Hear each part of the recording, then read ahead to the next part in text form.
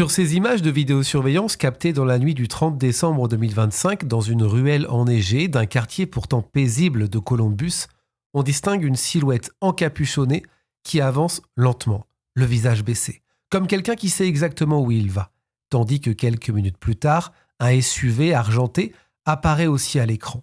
Il circule dans le secteur, puis disparaît, dans un timing trop précis pour être anodin. À ce moment-là, personne ne le sait encore, mais à quelques mètres seulement, Spencer et Monique Tippie viennent d'être abattus dans leur chambre, en pleine nuit, pendant que leurs 2 très jeunes enfants dorment encore dans la maison, à quelques pièces de là.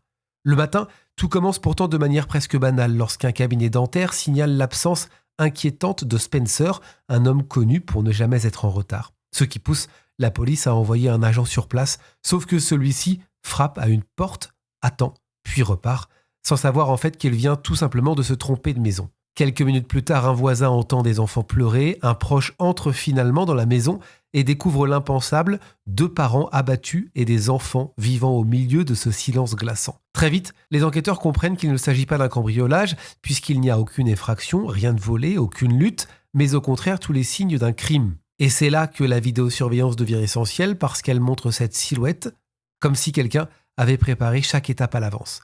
En remontant la piste du SUV qui a aussi été vu, un nom apparaît, Michael McKee, chirurgien respecté, mais surtout ex-mari de Monique, décrit par plusieurs proches comme contrôlant et violent, avec des menaces déjà évoquées dans le passé. Et lorsqu'on analyse son téléphone, on découvre un détail glaçant, aucune activité pendant près de 17 heures, exactement au moment où le crime a été commis.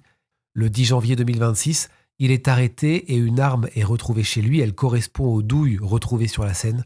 Aujourd'hui, il plaide non coupable, mais une chose reste certaine dans cette affaire, quelqu'un est entré dans cette maison en pleine nuit, a tiré, puis est reparti dans le silence. Et la vérité, elle, n'est jamais très loin.